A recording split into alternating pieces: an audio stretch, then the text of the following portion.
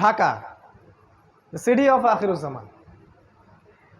আমি ঢাকাকে অন্যভাবে দেখি, যারা ঢাকায় থাকেন তারা হয়তো এভাবে দেখেন না। এটি স্বাভাবিক যে বাহির থেকে দেখার ব্যাপারটা একরকম, আর আপনি যে ওখানে বসে আছেন তখন আপনার দৃষ্টিতে এগুলো ধরা না পড়াটাই অনেকটা স্বাভাবিক। আর মেজর কয়েকটা পয়েন্টস বলবো আমি, কারণ সবগুলো বলার সময় আমরা খুতবায় পাবো না। কোরআন এবং সহিহ সুন্নাহ থেকে আমরা আখিরুজ্জামানের যতগুলো সাইন পাচ্ছি, এগুলোর মধ্যে কিছু কিছু সাইন আছে এমন যেগুলোর সাথে ঢাকার ব্যাপারটা 100% মিলে যায়, এবং এটা সময়ের ব্যাপার মাত্র যে কবে আল্লাহ পাকের গজব এখানে চলে আসে। আমরা তো এটা মনে করি এটা আল্লাহ পাকের বিশাল বড় দয়া যে এখন পর্যন্ত এখানে এই গজবটা আসে নাই, কিন্তু আমরা কি আসলে শুকরিয়া আদায় করি কিনা? আমার দৃষ্টিতে ধরা পড়ে যে ঢাকা, যদি আমরা এখন অন্য জায়গায় বসে আছি, বাট এই লেকচারটা ঢাকাবাসীর জন্য স্পেশালি, এবং ঢাকার মতো যতগুলো শহর আছে এই সারা বিশ্বে, বস্তুবাদী শহর, মেটেরিয়ালিস্টিক, যেখানে সময় খুব দ্রুত পাস করে, মানুষের জীবনযাত্রার লাইফ লেন খুব ফাস্ট লাইন অফ লাইফ, মানুষ পাশবিক জীবনযাপন করে, যেখানে বিশ্বাসের কোনো মূল্য নাই, যেখানে প্রতারণার ছড়াছড়ি, যেখানে আবেগ অনুভূতিগুলো ঠুনকো হয়ে গেছে, পারিবারিক বন্ধনগুলো ভেঙে যায়, হৃদ্যতা ভালোবাসাগুলো নাই, সবার মধ্যে একটা যেন অবিশ্বাস যে এই না জানি এ আমাকে ঠকিয়ে দেয় কিনা, একটা আনস্যাটিসফাইড জেনারেশন এবং আনস্যাটিসফাইড সিভিলাইজেশন, অসন্তুষ্ট, কোনো কিছু কিন্তু সন্তুষ্ট না, ইল্লা মাশা আল্লাহ, কিছু মানুষের বাইরে, সেটা আমি আলাদাভাবে বলছি, আমি ওভারঅল বলছি। দেখুন, এক নাম্বার আমার সেন্সে ধরা পড়ে যে ঢাকা এই শহরটা মানুষকে বস্তুবাদী বানিয়েছে, বা এই শহরের মানুষগুলো শহরটাকে বস্তুবাদী বানিয়েছে। এই শহরটা বস্তুবাদিতার উপর দাঁড়িয়ে আছে, এটা কি বোঝেন কিনা? সকালবেলা থেকে সন্ধ্যা রাতে ঘুমানো পর্যন্ত একটাই চিন্তা মানুষের, কিভাবে আমি আমার রিজিকটাকে অর্জন করব, কিভাবে আমি আমার স্ত্রী সন্তানকে মানুষ করব বা ভরণ পোষণ দিব, কিভাবে আমি দুবেলার ভাত অন্ন যোগাবো। এখানে যেন মানুষ বাঁচার জন্য লড়াই করে, সকাল থেকে সন্ধ্যা পর্যন্ত ছুটছে আর ছুটছে। ছোটার স্পিডটা দেখতে আপনাকে ওই যে ওভার ক্রসিংগুলো আছে এর উপর উঠতে হবে একটু কষ্ট করে, এবং একটু রিল্যাক্স মুডে আপনি দেখবেন কিভাবে মানুষ ছুটছে, কোথায় জানি মানুষ ছুটছে, মনে হচ্ছে মানুষ জান্নাতের দিকে ছুটছে। যদি এমন হতো এভাবেই মানুষ জান্নাতের দিকে ছুটতো, খেয়াল করে দেখবেন ছুটছে আর ছুটছে ছুটছে। এই ভোর থেকে শুরু হবে রাত 12টা 1টা 2টা 3টা পর্যন্ত। ঢাকায় যেন কখনো রাত হয় না, 24 ঘন্টায় দিন। এখানে টাইম যায় রাসূলুল্লাহ সাল্লাল্লাহু আলাইহি ওয়াসাল্লামের সেই হাদিসের মতো, তিনি বলেছিলেন আখিরুজ্জামানের সময় যাবে বছর মাসের মতো, মাস সপ্তাহের মতো, সপ্তাহ দিনের মতো। ঢাকায় যেন সময় তাকে আটকানো যায় না, সময়ের মধ্যে বারাকা নাই। আপনারা এখন যেখানে বসে আছেন এখানে সময়ে বারাকা আছে, এখানে আপনি সময়কে দ্রুতভাবে পাস করতে দেখবেন না। আমাদের সেকুলার আইসগুলো অবশ্যই ধরতে পারবে না, তাদের কাছে মনে হয় সময় ক্যালকুলেটেড, 24 ঘন্টা দিন রাত। আল্লাহ পাক যে সময়কে কন্ট্রোল করেন, সময়ে বারাকা দিতে পারেন, এটা ওরা বিশ্বাস করবে না। একজন সাহাবী 40 বছর বয়সে যা যা করেছেন, এই জেনারেশনে 100 বছর হায়াত পাওয়া মানুষ এটা করতে পারে না। রাসূল সাল্লাল্লাহু আলাইহি ওয়াসাল্লাম নিজে একদিনে যতগুলো কাজ করতেন, আমরা মনে হয় 1 বছর এতগুলো কাজ করতে পারি না। সময় আল্লাহ কন্ট্রোল করেন, এখানে বারাকা দেন। ঢাকায় ফার্স্ট লেন অফ লাইফ, খুব দ্রুত মানুষ ছোটে, যেন মানুষ ছুটতেছে জান্নাতের দিকে। আসলে তারা কোন দিকে ছুটছে? তারা ছুটছে মূলত বস্তুবাদী ভোগবিলাসের দিকে। আল্লাহ পাক যেগুলো বলেছেন, যুয়িনা লিন-নাস হুব্বুশ শাহাওয়াতি মিনান নিসা, এই যে 6টা বিষয় বা 5টা বিষয় আল্লাহ পাক বলেছেন, এগুলোর পিছনে মানুষ ছোটে। খাওয়া, পড়া, ভরণ পোষণ, আরেকটু প্রোগ্রেস, আরেকটু স্ট্যাটাসকে বাড়ানো যায় কিভাবে, আমার আছে 1 কোটি টাকা, কেমন করে এটা 2 কোটি হবে, আমার 5তলা বিল্ডিং আছে, কেমন করে এটা 10তলা হয়। এই বস্তুবাদিতার দিকে ঢাকা ছুটছে। আপনি জানেন কি না এটা কিয়ামতের একটা আলামত, এটা আখিরুজ্জামানে কিয়ামতের বড় একটা সাইন, যে মানুষ দুনিয়ার পিছনে ছুটবে, দিন থেকে মানুষ সরে যাবে, এবং আল্লাহ পাক গজব হিসেবে এই মুসলিম জাতির উপরে এই দুনিয়ার চাকচিক্যটাকে উন্মুক্ত করে দিবেন। হাদিস এভাবে এসেছে, এই দুনিয়ার চাকচিক্য তোমাদের জন্য উন্মুক্ত করা হবে, ঠিক যেমন পূর্ববর্তীদের জন্য করা হয়েছিল, আর এই দুনিয়া তোমাদেরকে ধ্বংস করবে, ঠিক যেমন করে পূর্ববর্তীদেরকেও দুনিয়া ধ্বংস করেছে। এটা হচ্ছে ফিউচার, এই বস্তুবাদী ঢাকার।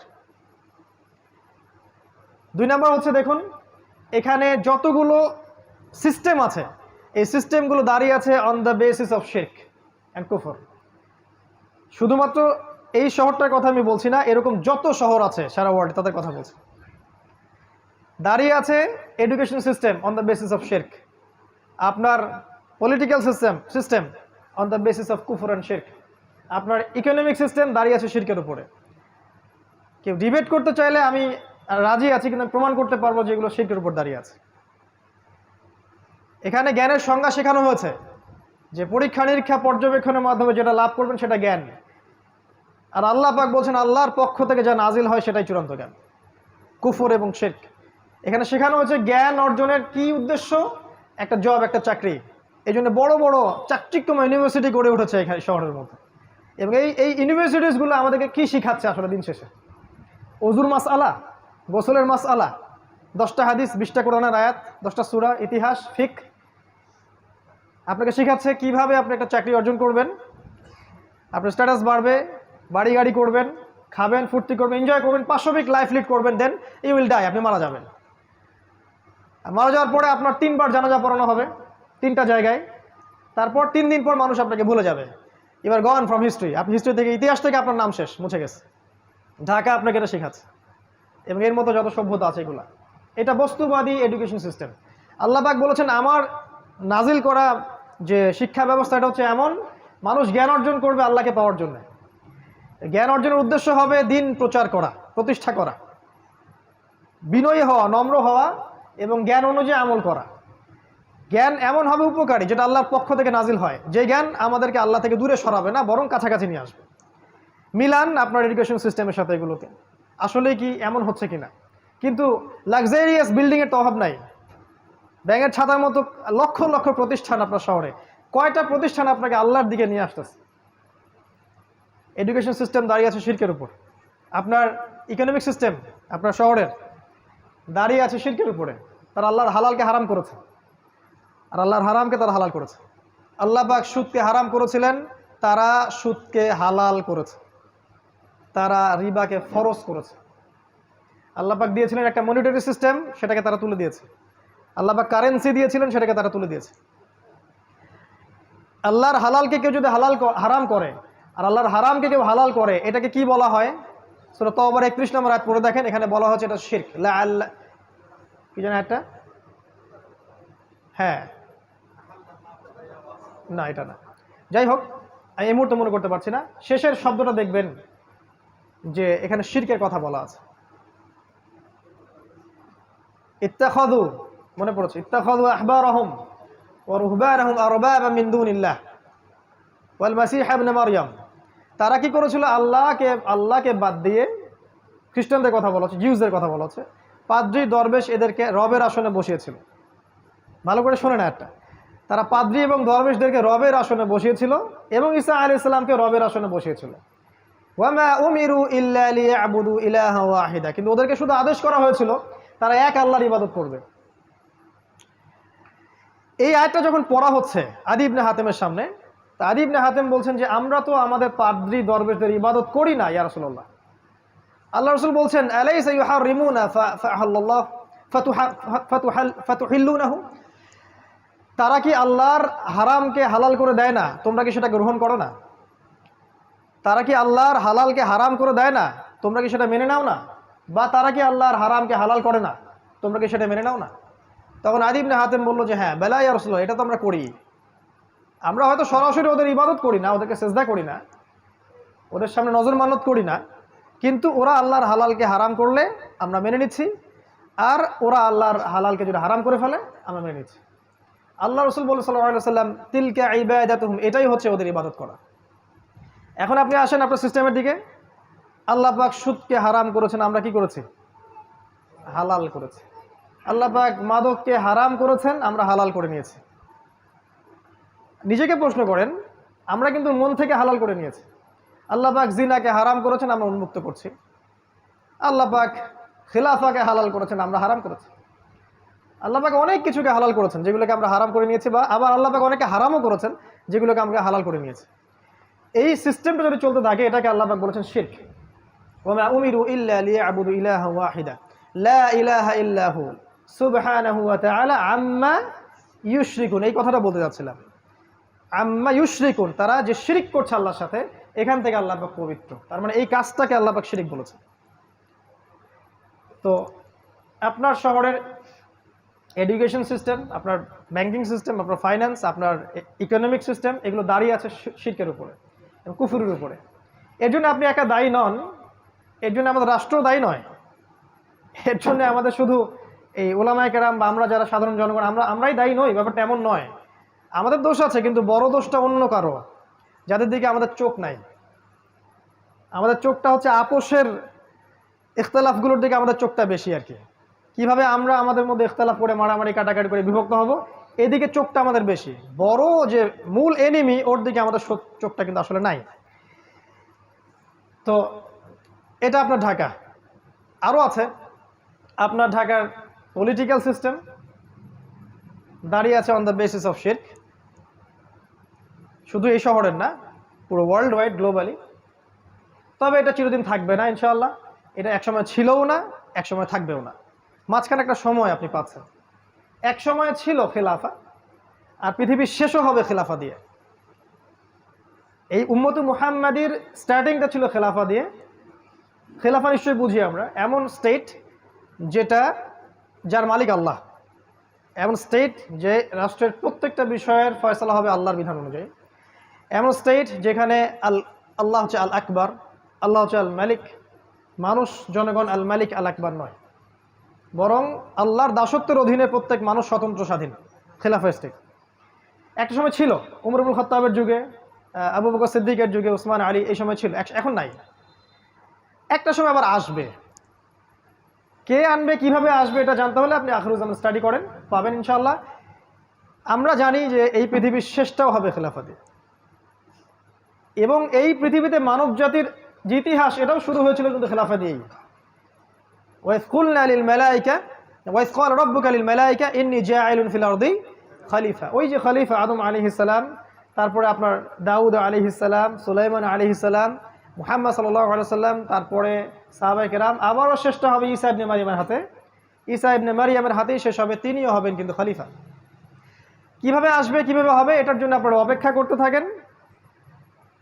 সময়, টাইম উইল এক্সপ্লেইন এভরিথিং। সময় সব ব্যাখ্যা করে দিবে। কাউকে কিচ্ছু করতে হবে না, এটা আল্লাহর দায়িত্ব, আল্লাহ করে দিবে।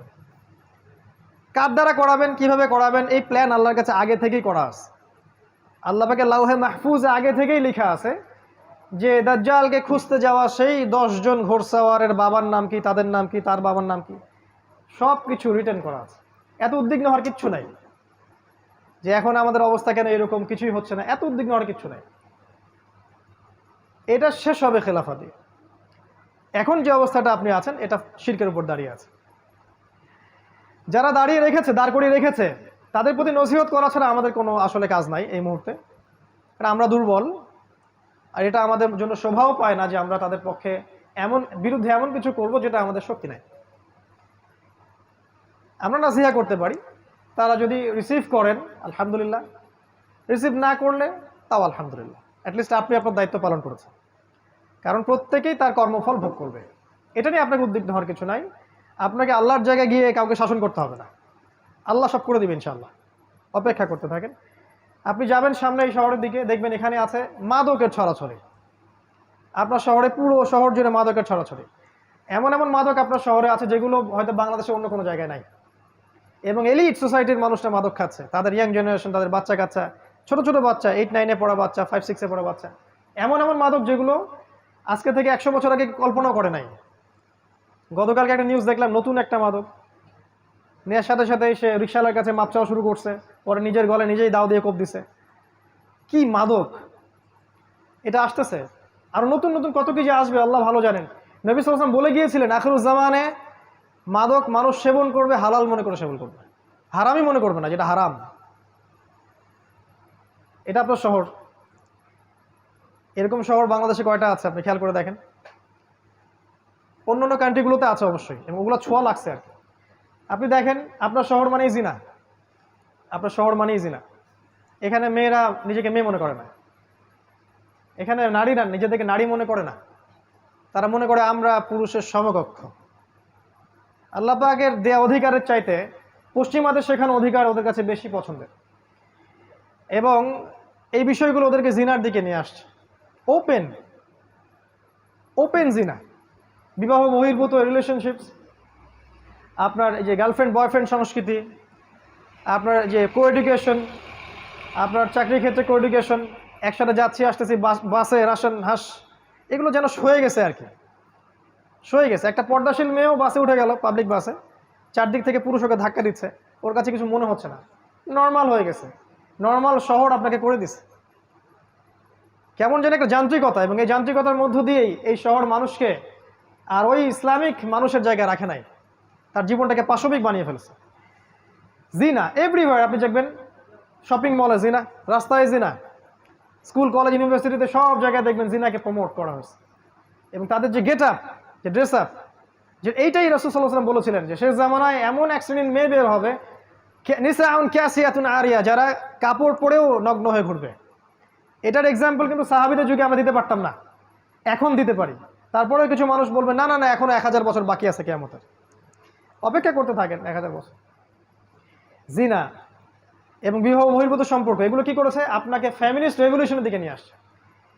এখানে সম অধিকারের নামে আপনি দেখবেন মেয়েদেরকে পণ্য বানানো হয়েছে বিউটি কন্টেস্টের মাধ্যমে। এই যে মিউজিক, এই যে বিউটি কন্টেস্ট, এই যে মিডিয়া, এই যে গ্ল্যামারাস ব্যাপার স্যাপার, এগুলোতে নারীকে নারীর জায়গায় রাখা হয় নাই, তার সব কিছু উন্মুক্ত করা হয়েছে। এবং সমাজের পোশাক পরিবর্তন হয়ে গেছে, ফাংশন, ছেলেরা পুরুষের জায়গায় আসছে আর মেয়েরা ছেলের জায়গায় চলে গেছে।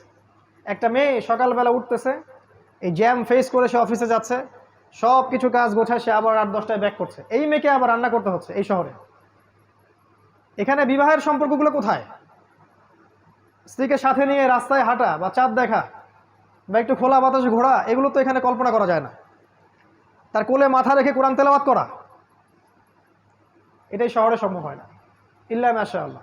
এতে করে বন্ধনগুলো ভেঙে যায়, পারিবারিক মূল্যবোধগুলো ভেঙে যায়, ডিভোর্স বাড়তেছে আপনার শহরে, এবং আপনার শহরে ডিভোর্স বাড়তেছে, পরকীয়া বেশি হচ্ছে, এবং পরকীয়ার বলি হচ্ছে কিন্তু হত্যা। পরকীয়া মানে কিন্তু হত্যা। পরকীয়ার পর একটা খুন ছাড়া কোনো সলিউশন থাকে না। ওই যে দেখলাম 6 টুকরা লাশ, আল্লাহ ভালো জানেন সত্য না মিথ্যা, আমরা দেখেছি। এরকম ঘটনা একটা দুটো না, অনেকগুলো হয়। এবং যদি সত্যিকার অর্থেই আপনি পরিসংখ্যান দাঁড় করান, আপনি দেখবেন এটাও একটা হাদিসের সাথে মিলে যায়। শেষ জামানায় হত্যাকাণ্ড বাড়তে থাকবে, এবং যাকে হত্যা করা হবে সে জানবে না কেন আমাকে হত্যা করা হচ্ছে, আর যে মারবে সেও জানবে না কেন আমি হত্যা করলাম। এটা আপনার শহর। এখানে আপনি দেখবেন পরিবারগুলো ভেঙে যাচ্ছে, সন্তান তার মাকে কাছে পাচ্ছে না, বাবাকে কাছে পাচ্ছে না। এই সন্তান যখন বড় হবে সে খুব লোনলি ফিল করবে। মনে রাখবেন শৈশবে একটা বাচ্চা যেভাবে বড় হয়ে ওঠে, যৌবনকালে তার মাথাটা ওরকম হয়। যে বাচ্চাকে শৈশবে প্রচণ্ড টর্চার করেছেন, একাকিত্বে রেখেছেন, তাকে সঙ্গ দেয় না বাবা মা, এই সন্তানটা বড় হয়ে সন্ত্রাসী হতে পারে। সমূহ সম্ভাবনা আছে জঙ্গি হতে পারে। ওদের সেন্সে জঙ্গি বলছি আর কি, আমাদের সেন্সে না। ওরা যেটা বলে আর কি, মানে উগ্রবাদী হয়ে যাবে, নিরপরাধ মানুষকে হত্যা করবে, এটা হতে পারে। সন্তানের শৈশব এখানে হরণ করা হয়, আর ওকে ওই যে চাইল্ড কেয়ার সেন্টারে আমরা দিয়ে আসি, সন্তানকে মানুষ করে কাজের বুয়া, এটাই শহর আপনাকে দিয়েছে। এবং এই প্রতিটা বিষয়কে আমাদের সাইন, প্রত্যেকটা হাদিস বলার সময় পাচ্ছি না আজকে আমি। এই শহর আপনাকে আরও দিয়েছে সময়ের দ্রুততা, এখানে সময় দ্রুত পাস করে, এখানে সময়ের সাকিনা নেই। এই শহরের একটা ছেলেকে যদি আপনি একটা প্রত্যন্ত কোনো গ্রামে রেখে আসেন, সব টেকনোলজিকে বাদ দিয়ে স্মার্টফোন টোন ক্যান্সেল করেন, হি উইল বিকাম ক্রেজি, সে পাগল হয়ে যাবে, চলতেই পারবে না সে, ওর মাথা খারাপ হয়ে যাবে যে আমি কিভাবে আমি সময় কাটাবো এখন।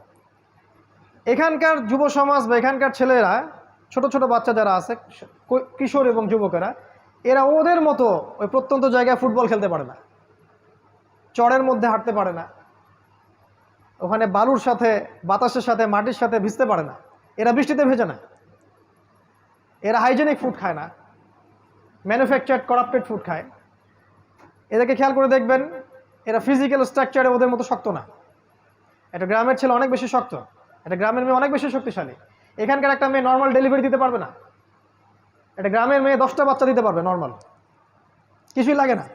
নবীজি বলেছিলেন শেষ জামানায় মেয়েদেরকে ধরা হবে, পেট কেটে ফেলা হবে। এখন বলবে এই হাদিসের ব্যাখ্যা করতে যাবেন না। কিছু আমাদের ভাই আছে Protestant version of Islam follow করে, না না এটার ব্যাখ্যা করার দরকার নাই। যে ব্যাখ্যার অধিকার আপনি আমার থেকে হরণ করেন কেন? ব্যাখ্যাটা করছি, সত্য হলে হবে, না হলে হবে না, ব্লেম তো আমার ঘরে আসবে কিয়ামতের দিন, আপনাকে টেনশন করার দরকার কি? আমরা বলছি এটা সিজার, শেষ জামানায় মেয়েদেরকে ধরা হবে, পেট কেটে ফেলা হবে এবং পেটের ভিতর যা আছে বের করে ফেলা হবে। আরো বলেছেন নবীজি শেষ জামানায় গর্ভপাত বাড়তে থাকবে। আপনার এই যে জিনা, আপনার পর্নোগ্রাফি, আপনার শহর মানে পর্নোগ্রাফি, এখানে যত ফ্যাক্ট যে ইন্ডাস্ট্রিগুলো গড়ে উঠেছে গ্ল্যামারাস, এগুলোর ভিতরে আছে পর্নোগ্রাফি, আমার সেটা আপনারা ভালো জানেন। এবং এই প্রতিটা সেক্টর, এই আপনার ইন্ডাস্ট্রিয়াল সেক্টরগুলো, এই যে মাদকের সেক্টরগুলা, মিউজিশিয়ানগুলা, আর অন্যান্য যারা যারা আছে এই লাইনে, এদের মধ্যে একটা বড় অঙ্কের মানুষ হচ্ছে সমকামী, দে আর হোমোসেক্সুয়াল, এবং ওদের সংগঠনও আছে, আপনার শহরেই আছে। এটা আপনার শহর Dhaka, the city of Akhiruzzaman. এখানে আপনি দেখবেন কনস্ট্রাকটিভ বিল্ডিং, উঁচু উঁচু বিল্ডিং। এই দৃশ্য আজকে থেকে 100 বছর আগে এই বিশ্ব দেখে নাই, যে প্রতিটা শহরে বড় বড় উঁচু উঁচু বিল্ডিং। আর নবী সাল্লাল্লাহু আলাইহি ওয়াসাল্লাম তার জীবনের শেষের দিকে একটা হাদিস বলেছেন, লাস্টের দিকে জিবরাইল আলাইহিস সালাম এসে জিজ্ঞাসা করেছিলেন ইমান কাকে বলে, ইসলাম কাকে বলে, কিয়ামত কবে হবে ইত্যাদি। নবীজি এই হাদিসে বলেছেন কিয়ামত কবে হবে আমি জানি না, বা এভাবে বলেছেন যে তোমার জ্ঞান মাল মাসউল আনহা বিআলাম মিনাস সাইল, প্রশ্নকারীর চেয়ে উত্তরদাতা বেশি জানে না। কিন্তু আলামত দুইটা বলতেছে, মাত্র দুইটা। একটা হচ্ছে ওয়ানতারাল হুফাতাল উরাতাল আলাতা রিয়া আশ-শাই ইয়াতাতাওয়ালুনা ফিল বুনিয়ান, যখন আপনি দেখবেন যে সমাজের সবচেয়ে নিম্ন শ্রেণীর মানুষেরা, রাখাল টাইপের মানুষ, কাপড় নাই গায়ে, পায়ে স্যান্ডেল নাই, এরা উঁচু উঁচু বিল্ডিং নির্মাণের প্রতিযোগিতা করবে, তখন আপনি অপেক্ষা করেন কিয়ামতের জন্য। এই দৃশ্যটাকে লাস্ট 100 বছরের বিশ্ব দেখেছে কিনা? আপনার শহরের দৃশ্যকে দেখে প্রতিদিন প্রতি রাত, এখানে সূর্য ওঠে বিল্ডিংয়ের ফাঁক দিয়ে, সূর্য ডোবে বিল্ডিংয়ের ফাঁক দিয়ে। তারপরেও কিছু মানুষ বলবে না না এখন অনেক দেরি আছে। শোনেন, কিয়ামতের বড় সাইন হচ্ছে ভূমিকম্প, বেশি বেশি ভূমিকম্প হতে থাকবে সামনে, এবং বড় বড় তিনটা, একটা পূর্বে, একটা পশ্চিমে, একটা মাঝখানে পৃথিবীর। কিন্তু ছোটখাটো অনেক ভূমিকম্প হবে। বাইনা ইয়াদে গেছে কিয়ামতের আগে আগে মুতানুন শাদীদ, প্রচন্ড রকম মহামারী ছড়াবে বড় বড়। ওয়া বা'দাহু, এরপরে আসবে সানাওয়াতুজ জালাজিল, ভূমিকম্পের বছরগুলা। যদি এখনকার এই মহামারীর সিজনটাই সেই মহামারী হয়ে থাকে, আমি শিওর না, যদি হয়ে থাকে আল্লাহ ভালো জানেন, তাহলে এরপরে নিঃসন্দেহে ভূমিকম্প আসছে। আর এমনিতেই নর্মালি আপনার শহরে যদি একটা ভূমিকম্প হয়, চিন্তা করেন যে এই যে কি বলবো, উঁচু উঁচু দ্বিতল তৃতল অট্টালিকাগুলোর কি হবে? প্রত্যেকটা একটা একটা করে কবরস্থান হয়ে যাবে। আর এই কথা সেকুলাররাও বলে, শুধু তারাই সতর্ক করছে না যারা ওয়ান আইড পিপল। এটা আপনার শহর, এখানে আরো অনেক কিছু আছে। এখানে আপনি পাবেন প্রতারণা, আমানত এখানে উঠে গেছে। নবী সাল্লাল্লাহু আলাইহি ওয়াসাল্লাম বলেছিলেন কিয়ামতের আগে কি হবে? আমানত উঠে যাবে। খায়েনকে বলা হবে আমানতদার, আর আমানতদারকে বলা হবে খায়েন। এখানে সব সত্যবাদী ব্যক্তিকে মিথ্যাবাদী বলা হয়, আর এখানে সব মিথ্যাবাদীকে সত্যবাদী বলা হয়। আর এই কাজটা কে করে? এই কাজটা মিডিয়া করে। এখানে প্রত্যেকটা মিডিয়ার মধ্য দিয়ে ছড়ানো হয় নগ্নতা, অশ্লীলতা, কোনো কোনো ক্ষেত্রে মিথ্যা সংবাদ, যেটা মানুষকে ব্রেইন ওয়াশ করে। এবং অলরেডি এই পুরো এই সিভিলাইজেশন যেটা আছে ওয়ার্ল্ড ওয়াইড, এটা ব্রেইন ওয়াশড। আজকে থেকে 70 বছর আগে ইসরায়েল প্ল্যান করেছিল সারা বিশ্বের মানুষকে ব্রেইন ওয়াশ করে দিব, তারা যেন সত্য মিথ্যার মানদণ্ড খুঁজে না পায়। 70 ইয়ার্স হয়ে গেছে আজকে থেকে, দে আর সাকসিড। আপনার শহরে দেখবেন প্রতারণা, জালিয়াতি, বাটপাড়ি, চুরি, ছিনতাই, রাহাজানি, প্রত্যেকটা ইন্ডিভিজুয়ালস, এগুলো কিয়ামতের আলামত। আমি বলছি না যে এই আলামতগুলো আগে কখনো ছিল না, তো এখন যেভাবে এসেছে এইভাবে কখনো ছিল না। এছাড়াও আরো বড় বড় কিছু আছে। আপনার শহর আছে জায়নিস্ট মুভমেন্ট, আপনার শহর জায়নিস্ট মুভমেন্টের বেস। আপনার শহর থেকে প্রত্যেক গ্রামে জেলায় যে রুট লেভেল পর্যন্ত ইসলাম বিরোধী সব মতবাদগুলোকে প্রচার করা হয়। For example Shiaism, for example Qadianism, for example missionaries, root level পর্যন্ত সেন্টার আপনার শহর। শপিং মলস যেগুলো আপনার মন থেকে নূর তুলে দিবে। 10 দিন এতেকাফ করেন রমাদান মাসে, এতেকাফ করে একটা শপিং মলে যান, ওই চায়না টাউনে চলে যান, আপনার নূর চলে যাবে। আর যদি এই মলসগুলোতে যাওয়া আসা করতে করতে আপনার কাছে মনে হয় এটা স্বাভাবিক, তাহলে নূর আর আপনার ভিতরে নাই। বুঝতে পারবেন নূর কি? ওই 10টা দিন এতেকাফ করেন, আল্লাহর সাথে থাকেন, 10 দিন পর চলে আসেন শহরের ভিতরে, দেখেন শহরটাকে আপনার ভালো মনে হবে না, ভালো লাগবে না। এছাড়াও এখানে আছে আপনার অ্যান্টিসেমিটিজম, মানে ধর্মীয় বিদ্বেষ ছড়ানোর ব্যাপার স্যাপার। এটা কিছু মানুষ পরিকল্পিতভাবে করে, কিন্তু আমরা কিন্তু সব ধর্মের মানুষ একসাথে থাকতেই চাই, সম্প্রীতির সাথে, হৃদ্যতার সাথে, ভালোবাসার সাথে। কিছু মানুষ ভিতর থেকে একটা কাজ করে, অ্যান্টিসেমিটিজম। তারা চায় যে এর মধ্যে বিভক্তি সৃষ্টি হোক এবং মানুষ আপোষে লড়াই করে নিজেরা ধ্বংস হয়ে যাক। এছাড়া এখানে আছে উম্মার বিভক্তি। দেখবেন আপনি আপনার এখানে উম্মাকে ঐক্যবদ্ধ পাবেন না। এখানে দেখবেন জাহেলদের সংখ্যা বাড়বে, আলেমদের সংখ্যা কমে যাবে।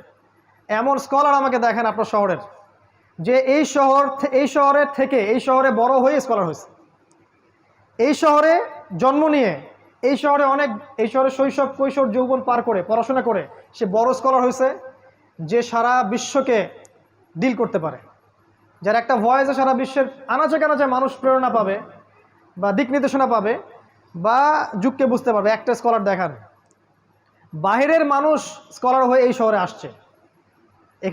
এই শহর আপনাকে স্কলার প্রডিউস করতে পারে নাই, কিন্তু হ্যাঁ আপনি এখানে ইসলাম বিরোধী স্কলার পাবেন অনেক।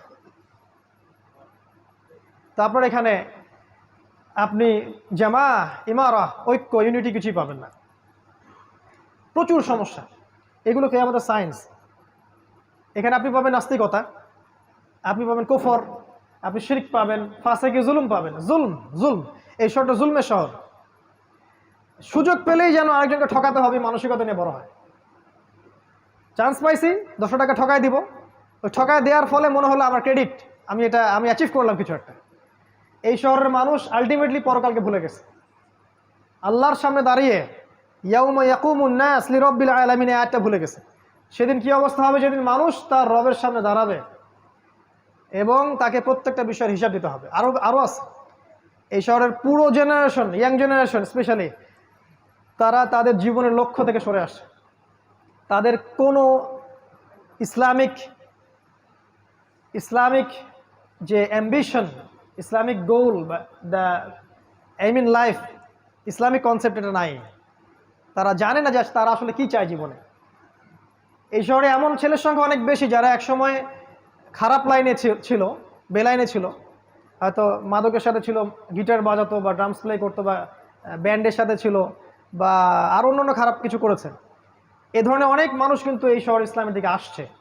কিন্তু সত্যিকার অর্থে এই শহরের ইয়াং জেনারেশনকে ইসলামিক যে মোটিভেশন, ইসলামিক যে মানে গোল অফ লাইফ, এখান থেকে সরিয়ে দেওয়া হয়েছে। তারা এখনও জানে না যে তার জীবনের গোলটা কি। ফামান যুহজিহা আনিন নার ওয়া উদখিলাল জান্নাহ ফাকাদ ফাজ। যে ব্যক্তিকে পুলসিরাতের মধ্যে পার করে দেওয়া হবে, জান্নাতে প্রবেশ করানো হবে, জাহান্নাম থেকে বাঁচানো হবে, এই ব্যক্তি সফল। এই শহর আপনাকে এই সাফল্যের ডেফিনেশনটা ভুলিয়ে দিয়েছে। ডেফিনেশন অফ সাকসেস এইটা, যে আমরা জাহান্নাম থেকে বাঁচবো, জান্নাতে প্রবেশ করব। এই শহর আপনাকে ভুলিয়ে দিয়েছে যে আপনার জীবনের সাফল্যের ডেফিনেশনটা কি।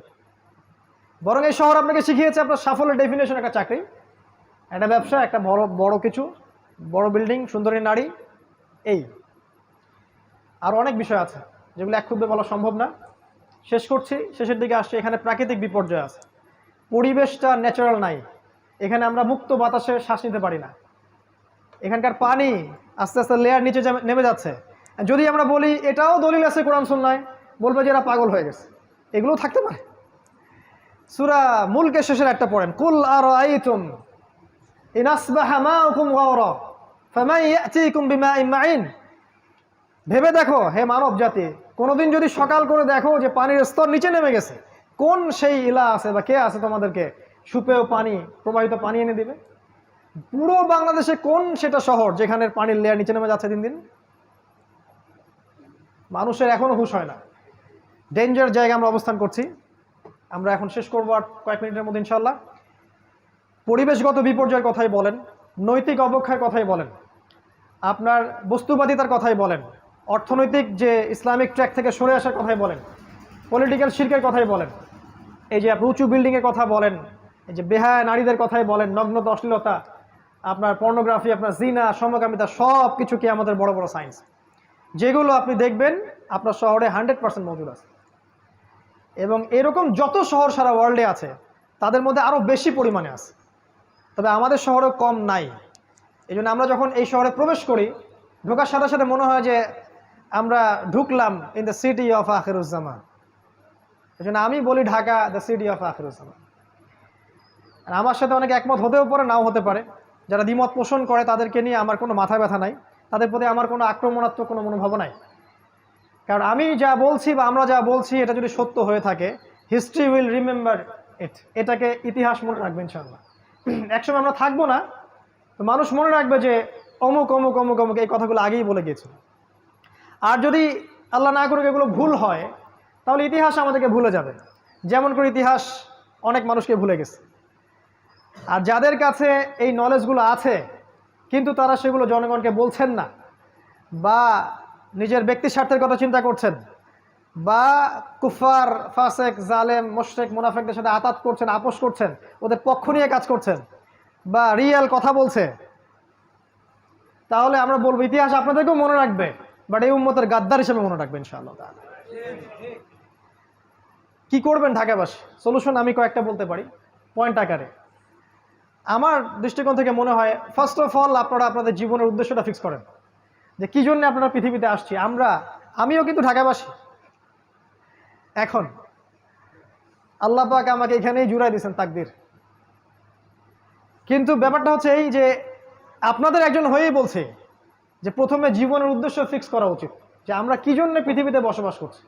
উদ্দেশ্যটা কি আমাদের পৃথিবীতে বসবাস করা? এই পাশবিক লাইফ লিড করা, খাবো দাবো, লাক্সারিয়াস জামা কাপড় পরবো, ঘুরে বেড়াবো, ফ্যান্টাসি, এক সময় আমরা মারা যাব। এরপরে কি আসলে? এর পরের জীবনটাকে নিয়ে পরকালের বান্দা হয়ে বাঁচার চেষ্টা করি, আর দুনিয়াটাকে প্রয়োজন মনে করি। দুনিয়া আমার হাজত, যতটুকু লাগে সন্তুষ্ট থাকি। 10,000 টাকায় সংসার চললে 20,000 টাকা দিকে না যাই, একতলা বাড়িতে হয়ে গেলে দুইতলা বাড়ি করার ওদিকে না যাই, বরং ওই সময়টা আমরা আল্লাহর দিকে ব্যয় করি। এক কথায় জীবনের উদ্দেশ্য ফিক্স করি, ফামান যুহজিহা আনিন নার ওয়া উদখিলাল জান্নাহ ফাকাদ ফাজ। এই একটা মনে রাখবেন, যাকে জাহান্নাম থেকে বাঁচানো হবে এবং জান্নাতে প্রবেশ করানো হবে সেই একমাত্র সফল, আর কেউ সফল না।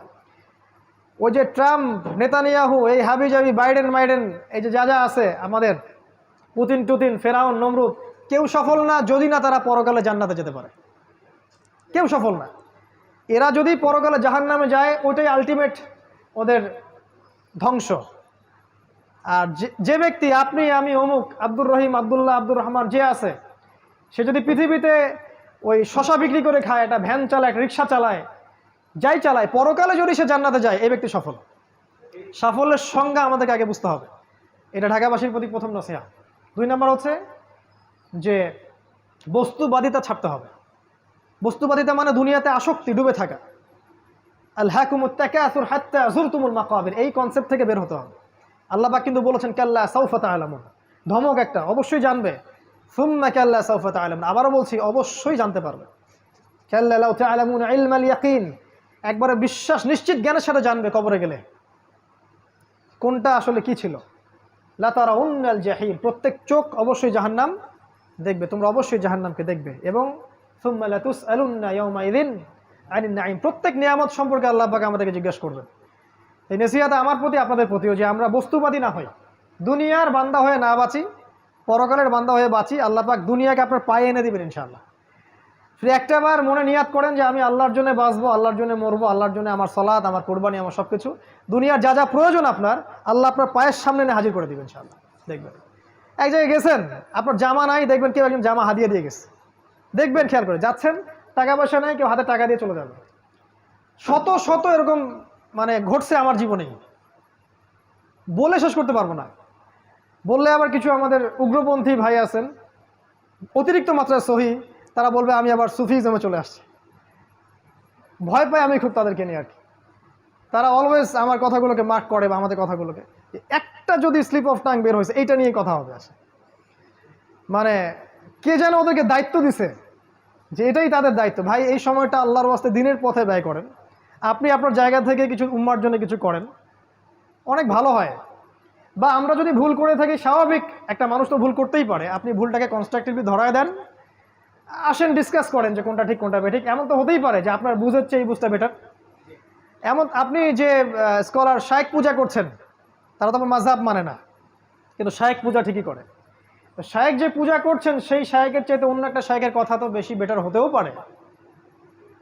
কেমন করে ধরে নিলেন যে এই ব্যাখ্যাটাই চূড়ান্ত? সালাফদের ব্যাখ্যাই নিব, ঠিক আছে, বাট সালাফরা এতটা বোকা ছিলেন না, তারা কোরআন সুন্নাহকে দিয়ে জগৎকে ব্যাখ্যা করতেন না, এমন ছিলেন না তারা। তো ব্যাপারটা এরকম, আমরা বস্তুবাদী না হই, আমরা জীবন উদ্দেশ্যটা ফিক্স করি, দুনিয়াকে প্রয়োজন মনে করেন, ইনশাআল্লাহ দুনিয়াকে আল্লাহ পাক আপনার পায়ের সামনে এনে হাজির করাবেন ইনশাআল্লাহ। আর 3 নম্বর একটা নসিহা হচ্ছে, আপনি হালাল রিজিকের সোর্স করেন, হারাম রিজিকের দিকে যায়েন না। আমরা যত পরিশ্রম করছি শিক্ষা, এই যে আমাদের ছোটাছুটি সকাল থেকে সন্ধ্যা পর্যন্ত, তার মূল একটাই কারণ, রিজিক। রিজিক, আর এই রিজিকটা নেয়ার জন্য আমরা কিন্তু হালাল হারামে পরোয়া করছি না। শুধু এতটুকু ফিক্স করেন মাথার মধ্যে, হালাল খাবো, হারামে যাব না। আল্লাহ তুমি আমার জন্য একটা হালাল রিজিকের ব্যবস্থা করে দাও, হোক সেটা ছোট, আমার পরিবার যেন চলে যায়। এবং ঢাকায় এরকম রিজিকের অনেক সোর্স আছে, এটা আমার চেয়ে আপনারা ভালো জানেন। অতএব হালাল রিজিকে থাকেন, হারামে যায় না। কোনোভাবেই সুদের সাথে আপোষ করেন না, ঘুষের সাথে আপোষ করেন না, দুর্নীতি করেন না, কোনোভাবেই আপনি প্রতারণা করেন না, অন্যের সম্পত্তি আত্মসাৎ করেন না, জুলম। 4 নম্বর বলবো পারিবারিক ব্যাপারটা। আপনার পরিবারটাকে আদর্শ পরিবার গড়ে তোলার চেষ্টা করেন। এমন একজন জীবন সঙ্গিনীকে বিয়ে করেন যে আপনাকে আল্লাহর পথে এগিয়ে যেতে সাহায্য করবে। একজন স্ত্রী যদি আপনার ঘরে থাকে যে দিন বোঝে এবং যে আপনার কনসেপ্টের সাথে একমত এবং যে চায় যে আপনি দিনের জন্য কিছু করেন, আপনার জন্য নামাজে দোয়া করে, আপনার দিনের বিষয়গুলো গুছায় দেয়, এমন স্ত্রী ঘরে থাকলে ওই স্বামী বিশ্ব জয় করতে পারবেন ইনশাআল্লাহ। আর যদি এমন স্ত্রী আপনার ঘরে না থাকে, আপনার পুরো জীবন এই স্ত্রীর পিছনে কাটাইতেই শেষ হয়ে যাবে। এই পুরো বিষয়টাই আপনার জন্য ফিতনা হয়ে যাবে। ইন্নামা আমওয়ালুকুম ওয়া আওলাদুকুম ফিতনাতুল লাকুম, এরকম হয়ে যাবে আর কি। তো আদর্শ পরিবার গড়ার জন্য স্ত্রী খুব ইম্পর্টেন্ট একটা টপিক। ভুল করবেন না, এমন কোনো ভুল সিদ্ধান্ত নেবেন না যে রূপের কারণে বা বংশের কারণে বা টাকা পয়সা দেখে বিয়ে করেছেন, পরে আপনি আর অ্যাডজাস্ট করতে পারছেন না, দেখলেন যে তার মধ্যে দিনদারিতা বাদ দিয়ে সবই আছে। এমন জায়গায় যায় না, দিনদারিতা থাকলে ওইটা নিয়ে থাকেন, বাকিগুলো ইগনোর করেন। সন্তান যখন হবে তাদেরকে প্রত্যেককে আদর্শ সন্তান হিসেবে মানুষ করতে হবে। সন্তানদের খাবারের ব্যাপারে সচেতন থাকবেন, ওদের পড়াশোনা, ওদের কার সাথে মিশছে, বেশি ডিভাইস দিবেন না, আর ডিভাইস কেন্দ্রিক জীবনযাপন থেকে বেরিয়ে আসার চেষ্টা করেন, এগুলো ভালো হবে ইনশাআল্লাহ। আমি আরও বলবো যে এখানে আরও নাসিহা হচ্ছে যে জ্ঞান অর্জনের পিছনে সময় দেন, আমল করার আগে জ্ঞান। আল ইলমু ক্বাবলা আল কওলি ওয়াল আমাল, সহিহ বুখারীর একটা বাব আছে, কথা কাজের পূর্বে জ্ঞান, মানে জ্ঞানটাকে অর্জন করেন। আমি সাবজেক্টগুলো বলেছি কোন কোন সাবজেক্ট, কোরআন, সুন্নাহ, হিস্ট্রি, ইসলামিক ইতিহাস, ইকোনমিক্স, ফিলোসফি, এগুলো একসাথে করে পড়াশোনা করেন। ইনশাআল্লাহ দেখবেন আপনার 5 বছরের পরিশ্রম আপনাকে অন্য একটা জায়গায় নিয়ে আসবে ইনশাআল্লাহ। আমি কখনো বলি নাই যে ওলামায়ে কেরামের সোহবতে যাবেন না ইত্যাদি ইত্যাদি। আমি বলেছি শুধুমাত্র একটা ঘরানার ওলামার কাছেই পড়ে থাকবেন না, সমস্ত ওলামায়ে কেরামকে ভালো চোখে আগে দেখতে শেখেন, সবার কাছ থেকে জ্ঞান নিয়ে শেখেন। যদি আপনি শুধুমাত্র সালাফিজমেই থাকেন, আমাদের সোকল্ড সালাফিজমের কথা বলছি, তাহলে তো আপনি কমই ঘরানার আলেমের কাছে জ্ঞান পাবেন না, সিম্পল। তাহলে মনে হবে যে এদের কাছে কোনো জ্ঞানই নাই।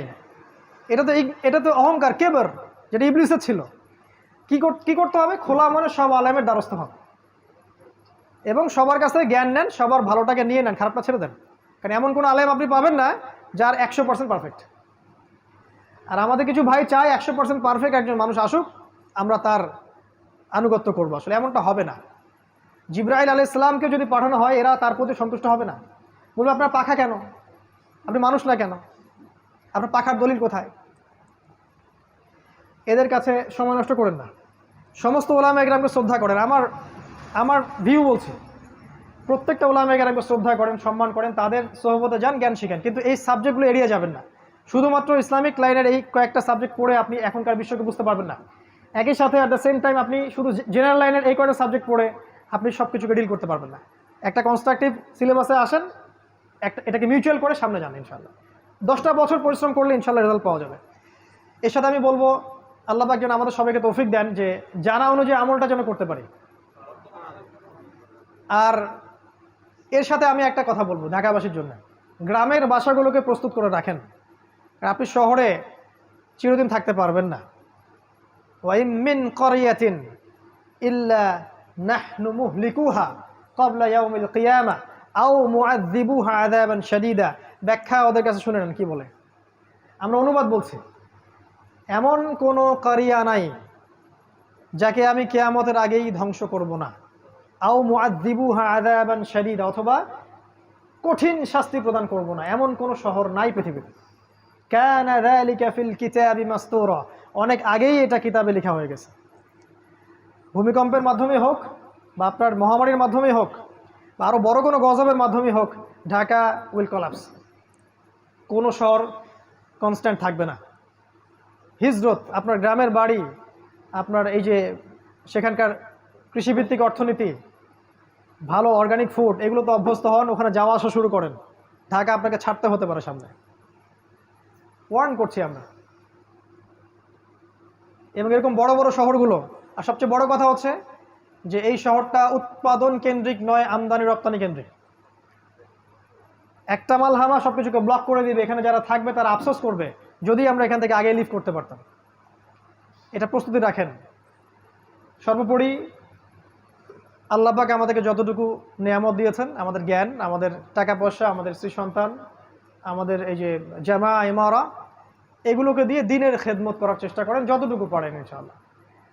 সমসাময়িক বিষয়গুলো পড়েন, আগামীর জন্য প্রস্তুত থাকেন, এবং আপোষে ইখতলাফ না করে, যারা ইখতলাফ করে ওদেরকে ভুলে যান।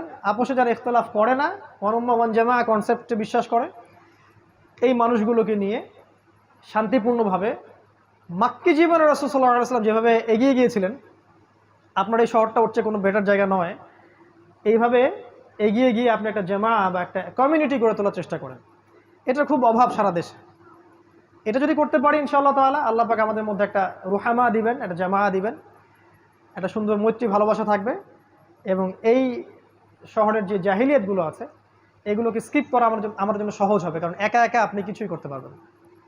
আল্লাহ পাক আমাদের সবাইকে আলোচনাটা শুনে বুঝে আমল করার তৌফিক এনায়েত করুন, আমিন।